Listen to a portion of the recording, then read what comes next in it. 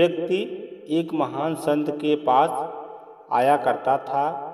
वह उनसे हमेशा पूछता, श्रीमान, एक चीज़ से मुझे उलझन में डाल देती है। आप इतने अधिक निर्दोष और पवित्र हैं, पर यह कैसे संभव है? मेरे मन में संदेह है कि आप ऐसा होने का बहाना करते हैं। इस भ्रष्ट संसार में कोई इतना अधिक निर्दोष, इतना अधिक पवित्र और ब्रह्मचारी कैसे रह सकता है?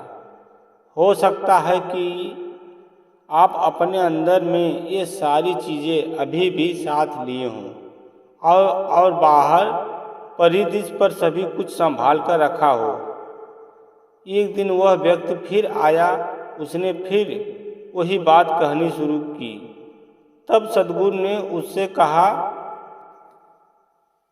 सुनो, इस बारे में कुछ ज़रूरी बात मैं तुम्हें बताना चाहता हूँ। जरा अपना हाथ दिखाओ। सद्गुरु ने उसका हाथ देखा और रोना शुरू कर दिया। उस व्यक्ति ने चौंककर पूछा, आखिर आप रो क्यों रहे हैं? मैंने आपको कभी रोते हुए नहीं देखा। तब सद्गुरु ने कहा, मैं इसलिए रो रहा हूँ क्योंकि तुम्हारे लिए केवल 7 दिन ही बचे हैं। अगले रविवार को तुम मर जाओगे। यह सुनकर उस व्यक्ति के पैर के नीचे से जमीन खिसक गई। वह पसीना पसीना हो गया। उसकी हालत देख संत ने कहा, हाँ, तो तुम मुझसे कुछ पूछना चाहते थे। वह व्यक्ति कुछ भी नहीं बोला। वह सिर्फ सद्गुरु की तरफ ही देख रहा था।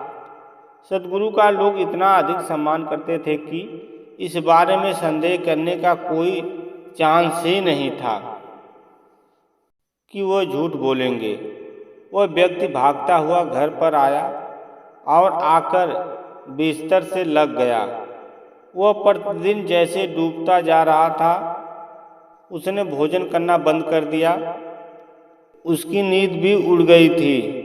उसके नात रिश्तेदार एकत्र हो गए थे। 7वें दिन सभी उसकी मृत्यु की प्रतीक्षा कर रहे थे, क्योंकि सद्गुरु ने कहा था कि जैसे ही सूर्य डूबेगा वह मर जाएगा। सूर्य नीचे आता जा रहा था और उसके मित्र, संबंधी, पत्नी और बच्चे रोए चले जा रहे थे।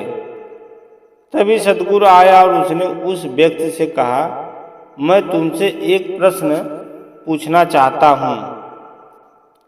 क्या इन 7 दिनों में तुमने कोई ऐसा काम किया जिसे तुम पाप, गंदा या भ्रष्ट होना कहो? क्या ऐसा सांसारिक विचार इन दिनों तुम्हारे मन में आया? उस व्यक्ति ने बड़ी कठिनाई से अपनी आंखें खोली और उत्तर दिया, आप क्या बात कर रहे हैं? मैं मर रहा हूँ। मेरे चारों ओर तो मृत्यु नाच रही है। हर पल वह पास आती जा रही है और मेरे अंदर कोई सांसारिक कामना नहीं उठ रही है। मैं केवल परमात्मा को याद करता हूँ। तब सद्गुरु ने हंसते हुए कहा, तुम उठकर बैठ जाओ। तुम मरने नहीं जा रहे हो। यह एक उपाय था जिससे तुम देख सको कि मैं पवित्र हूँ।